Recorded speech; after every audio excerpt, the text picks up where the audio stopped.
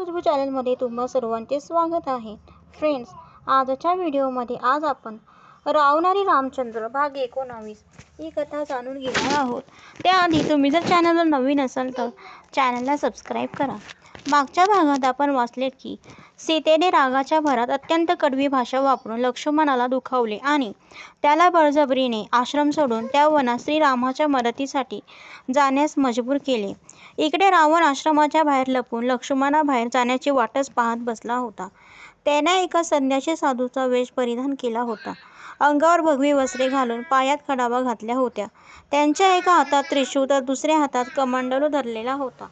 उजव्या खांद्यावर झोळी पकडली होती. साधूसारखे आपले केस वरती बांधले होते. राम आणि लक्ष्मण तिथे नसताना तो पापी रावण सीतेसमोर असा गेला जसा चंद्र आणि सूर्याच्या अनुपस्थित संध्याकाळी अंधार पडतो. रावणाला सीतेसमोर जाताना त्या जनस्थानमधले सगळे वृक्ष चुपचाप न हलता उभे राहिले होते. हवा पण जणू स्तब्ध झाली होती. लाल लाल डोळ्यांच्या त्या रावणाला बघून गोदावरी नदीची धार पण जणू एका जागेवर स्थिर झाली होती.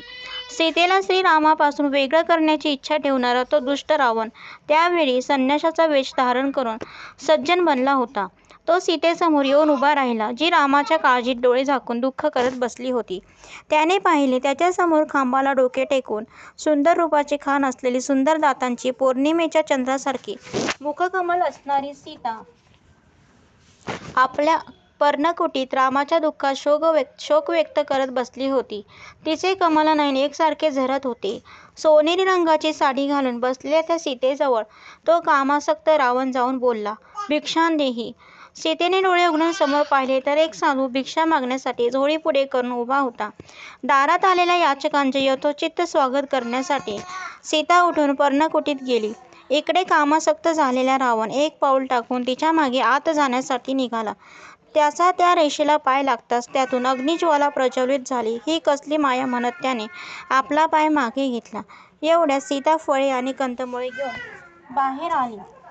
रावण समजून चुकला की त्याचा त्या रेषेच्या आत प्रवेश निषिद्ध आहे आणि त्यामुळे जोपर्यंत सीताच्या रेषेच्या बाहेर येत नाही तोपर्यंत तिचे हरण करणे शक्य नाही. त्याने माघारी वळून जवळच्या शिळेवर जाऊन ध्यानासाठी बसल्याचे नाटक केले. सीता ते अन्न त्याला देण्यासाठी लक्ष्मणने आखलेल्या रेषेपर्यंत आली आणि तिला लक्ष्मणने सांगितलेले वचन आठवले, कृपया कोणत्याही परिस्थितीमध्ये या रेषेच्या बाहेर येऊ नका. तुम्ही या रेषेच्या आत सुरक्षित आहात. इकडे साधू वेशातल्या रावणाने सीतेला लवकर त्यांच्या झोळीतून भिक्षा देण्यासाठी सांगितले, कारण त्याच्या चालण्याची वेळ होत आली होती. सीतेने थोडा वेळ विचार केला. जर हा याचक भिक्षा न घेता आल्या पावली परत गेला तर त्याचे पातक आपल्या माथी बसेल. त्यात श्रीरामावर अनिष्ट संकट ओढून आलेले आहे. सीतेने हातातले अन्न घेऊन ती लक्ष्मण रेषा पार केली आणि चालत चालत त्याच्याजवळ गेली. संन्याशी वेशात असणाऱ्या भगवे कपडे कमंडलू घेऊन तिथे बसलेला त्याला महात्मा समजून जानकीने त्याचा योग्य आदर सत्कार करण्याचे ठरवले. त्याच्याजवळ जाऊन ती म्हणाली, हे संन्यासी देवता, हे आसन आहे, आपण यावर बसावे. या पाण्याने आपले हातपाय धुवून घ्यावेत. ही या वनातली पिकलेली आणि भाजलेली अशी फळे आणि कंदमुळे आपण भोजन म्हणून ग्रहण करावेत. आपण घाई सोडून निवांत इथे बसून हे भोजन करून घ्यावे. असे म्हणून जानकी कुटीत जाण्यासाठी वळणार तोच त्यावेळी तो महाकाय रावण संन्यासी रूप सोडून आपल्या असली रूपात म्हणजे 10 तोंडे आणि 20 हात असलेल्या रूपात प्रगट झाला. सीताने जेव्हा इतक्या चांगल्या प्रकारे रावणाचे आतिथ्य करून त्याच्याशी मधुर भाषेत वचन केले तेव्हा रावणाने स्वतःचा विनाश ओढवून घेण्यासाठी बळजबरीने सीता हरण करायचे ठरवले. एखाद्या निळ्या ढगासारखे शरीर असणाऱ्या रावणाचे डोळे रागाने लाल झाले. त्याने लाल रंगाचे वस्त्र परिधान केले होते. स्त्रियांमध्ये सुंदर अशा त्या जानकीला बघून तो म्हणाला, जर तुला त्रिलोकात प्रसिद्ध असलेल्या व्यक्तीला तुझा पती म्हणून स्वीकार करायचा असेल तर हे सुंदरी, माझा हात पकड, कारण मीच तुझा योग्य पती आहे. अनंत काळपर्यंत तू माझ्याबरोबर राहून मी तुझा प्रेमी बनून राहील. हे देवी, मी कधीच कुठली गोष्ट तुझ्या मनाविरुद्ध करणार नाही, म्हणून तू त्या रामाचा जो मनुष्य आहे त्याचा विचार मनातून काढून टाक आणि माझ्यावर प्रेम कर. तू रामाच्या अशा कोणत्या गुणावर आकृष्ट झाली आहेस जो रामश्रीचे ऐकून आपलं राज्य आणि मित्र सोडून इथे भयानक वनात वन्यजीवांबरोबर वास्तव्य करतो? तो मूर्ख नाही तर काय आहे.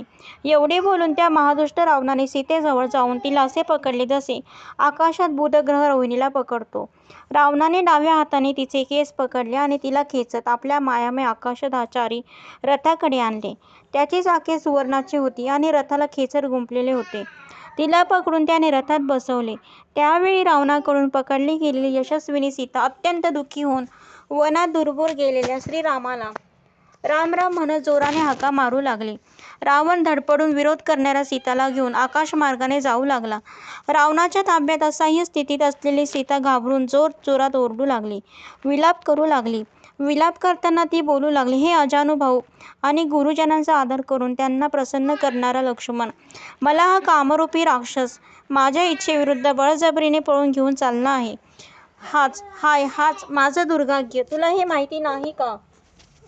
हे राघव, तुम्ही आश्रितांची रक्षा करण्यासाठी आपले जीवन, सुख आणि राज्याचाही त्याग केलात.